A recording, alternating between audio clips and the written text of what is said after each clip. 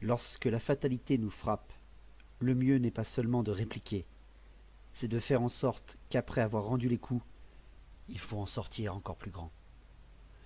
Voilà 3 jours que Colis était mort.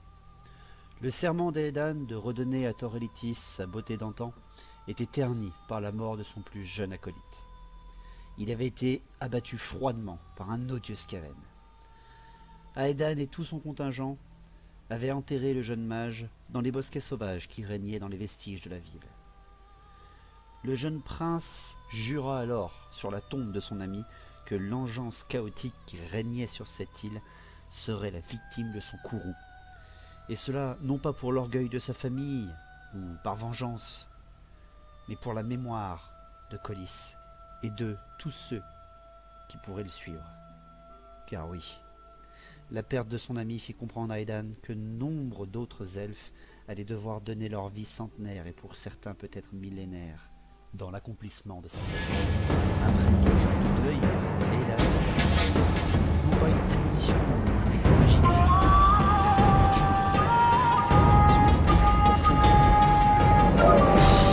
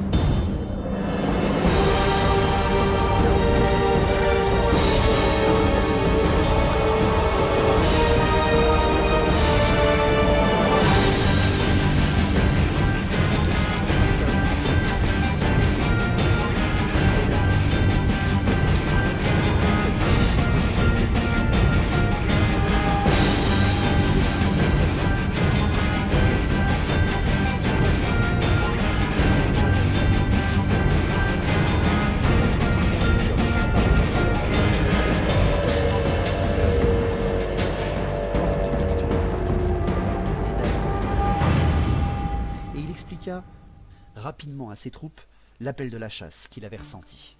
Le nord. Là-bas se trouvait sa créature. Là-bas se trouvait sa proie. Ils partirent alors en quête de cet homme bête. Et tous promirent de ramener cette tête ou alors de mourir en essayant. Ce fut après 5 jours de marche dans les bois et de campements forestiers qu'Aedan et ses troupes trouvèrent leur proie. Dans un dédale de forêts et de collines, les hauts elfes traquèrent et embusquèrent leur proie. Ils se trouvaient sous leurs yeux, devant eux, au pied d'un arbre gigantesque et aux côtés d'un crâne d'une créature séculaire. Cette créature était un chaman. Il était accompagné de chiens galeux et d'un énorme enfant du chaos. Les hauts elfes d'Aedan prirent position. Tout d'abord, les Ellyriens se placèrent en avant, tandis que gardes maritimes Lion Blanc et Char se protégèrent les uns les autres. Nuls ne doutèrent que ce chaman possédait de grands pouvoirs. Il était seul, sans harde, et pourtant des créatures le suivaient. Il devait être un grand ponte dans ses sabots fourchus. Mais les hauts elfes avaient l'habitude de telles créatures. Ils en avaient déjà affronté lors de leur première escarmouche. Et depuis, Aedan ressentait une haine intense pour ces immondes serviteurs du chaos. La réaction des créatures par l'intervention des hauts elfes ne se fit pas attendre. À peine les Azurs avaient-ils avancé que les chiens et l'enfant du chaos se dirigèrent vers eux. C'était sans compter sur la grande précision des Azurs. Aedan fit signe à ses archers, fit signe à ses patrouilleurs aériens, et une pluie de flèches se dirigea vers ces ridicules opposants. Les gardes maritimes décochèrent, et les chiens eurent à peine le temps de japper. Tous furent criblés de flèches.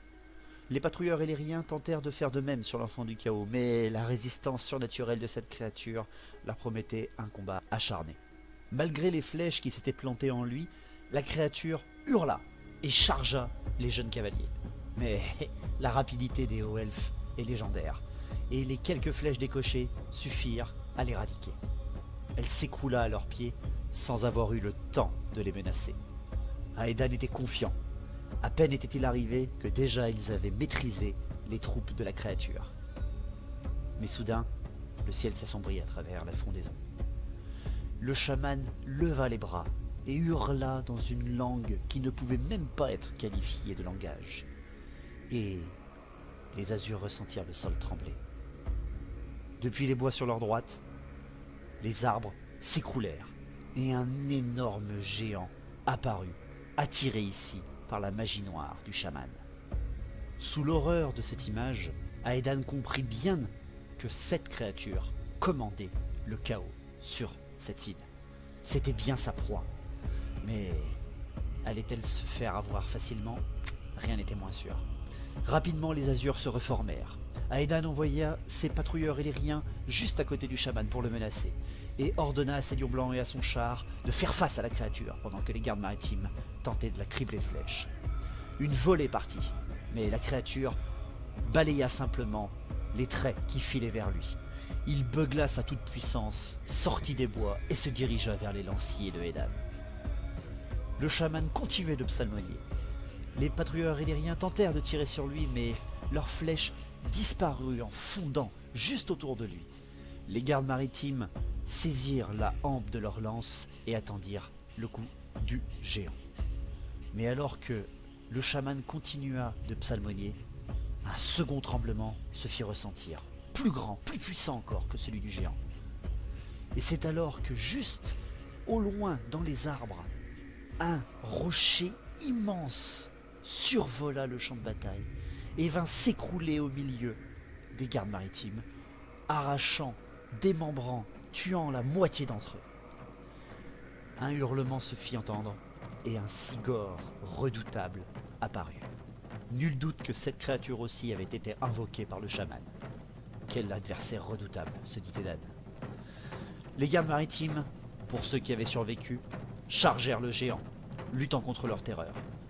Aedan voulut faire de même avec ses lions blancs, mais se douta bien que le cigore avait une autre idée en tête. Même le char hésita quelques secondes, tandis que ses patrouilleurs illiriens revinrent sur leurs pas et tentèrent un encerclement sur la nouvelle créature qui faisait son apparition. Les éclaireurs cavaliers tentèrent de décocher sur le cigore, mais c'était encore plus résistant que l'enfant du chaos. Le géant balaya mollement dans les gardes maritimes, mais grâce à leur grande vitesse et grâce à leur précision, ils évitèrent ses attaques, tandis que leurs lances se plantaient dans ses jambes et dans son abdomen. C'était suffisamment de temps pour qu'Aedan et ses lions blancs chargent cette créature hideuse pour tenter de la renverser. Mais dans leur course, ils entendirent des cris d'horreur et de souffrance. Le chaman avait tendu ses doigts rachitiques vers les cavaliers illiriens, et un vol de corbeaux malfaisants s'était dirigé vers eux, déchiquetant leur abdomen, égorgeant les elfes en leur arrachant les yeux. Ceux-ci faisant fuir ainsi leurs coursiers. Le chaman faisait encore parler de lui. Malgré cela, Aedan hurla à son char d'occuper le cigore.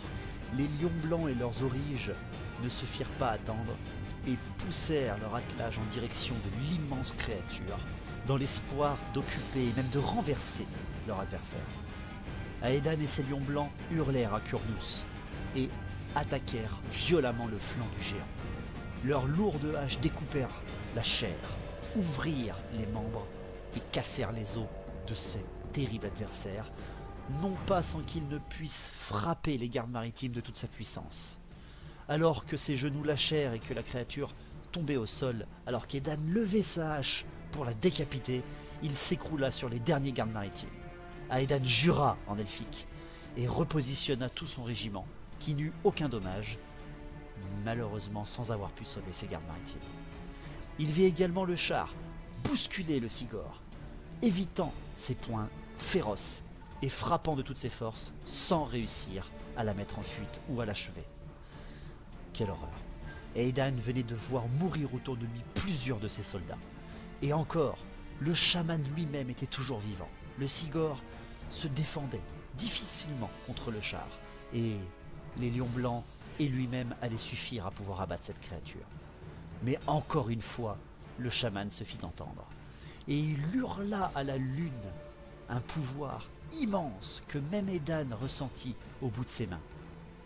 Et un nouveau tremblement, encore pire que les deux précédents, se fit entendre. Les arbres étaient secoués, le sol tremblait, les oiseaux s'envolaient, et Un hurlement alliant fureur et faim se fit entendre. Et tout d'un coup, 3 arbres volèrent, des rochers implosèrent, et même les elfes furent pris d'une légère terreur, car devant eux, sortant des bois, un énorme gorgon affamé apparut. La créature de ses 4 bras féroces et de ses crocs immenses les menaçait, et Aidan se dit bien que la fureur n'allait pas suffire, la stratégie devait prévaloir. Il donna toute son énergie à ces lions blancs pour leur éviter de s'enfuir de terreur.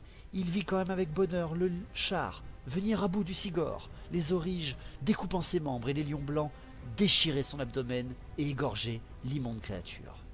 Ils étaient à 2 contre 1, enfin 2 contre 2 en comptant le chaman. Et le gorgon se fit plaisir, ne se fit même pas attendre. Il chargea de toute sa frénésie le char. Les origes et leurs lions blancs hurlèrent de défi, reçurent la charge, blessèrent même la créature avant d'être oblitérés par la toute-puissance de la sauvagerie du gorgon. Face à eux, cette monstrueuse créature était prête. Les lions blancs et Edan hurlèrent à Kurnous, pensèrent à Shras et à Thor-Elitis, et foncèrent. De toute leur puissance, de toute leur prouesse martiale, ils allaient abattre cette créature. Le gorgon plia les genoux, hurla en défi et accueillit la charge. Il balaya plusieurs lions blancs avant même qu'il puisse faire quoi que ce soit. Les lourdes haches entrèrent en contact avec lui, brisèrent ses membres, découpèrent ses muscles, et même Edan réussit presque à l'égorger. Mais sa fureur et son piétinement écrasa et tua nombre de chasseurs d'Edan. Le combat dura encore plusieurs secondes, même peut-être quelques minutes, qui durèrent comme des siècles pour Edan et ses combattants. Les membres volaient, le sang coulait, les cris passaient au-dessus de tout. Et dans un râle immonde et dans une fureur égalant presque celle d'Orion et de Kurnous, Aidan abattit le gorgon. Il n'avait rien, mais au-dessus du corps de son adversaire, il regarda, et seuls quelques lions blancs avaient survécu. Le chaman devant eux se mit alors à geindre, et le muscle de la peur se fit ressentir. Il tendit ses bras rachitiques devant les lions blancs, et tenta, là encore une fois, de les tuer, comme les patrouilleurs aériens. Mais Aidan savait ce qui l'attendait. Le chaman tenta quelque chose, mais Aidan et les 2 survivants évitèrent le coup. Ils fondirent sur lui. Et alors que la créature tentait de rebrousser chemin et d'aller se cacher dans les bois, Aidan l'abattit sans aucune fioriture, décapitant la créature de sa lourde hache. Le combat était terminé. Aidan était encore survivant, mais peu de ses troupes avaient survécu. Au moins, il avait abattu cette terrible créature. Et lorsque le sang qu'il avait sur sa hache toucha ses doigts, Aidan tombit à genoux. Les yeux révulsés, il s'écroula. Et, dans son esprit, une image. Un énorme broyeur d'âme de cornes qui abattait ses poings musculeux et métalliques sur le cadavre de son père. C'était il y a plusieurs années, et Aidan comprit alors qu'avoir tué cette créature avait attiré l'œil des dieux chaotiques sur Thor-Elitis. Son adversaire, celui qui avait tué son père, allait réapparaître ici même, et Aidan serait prêt.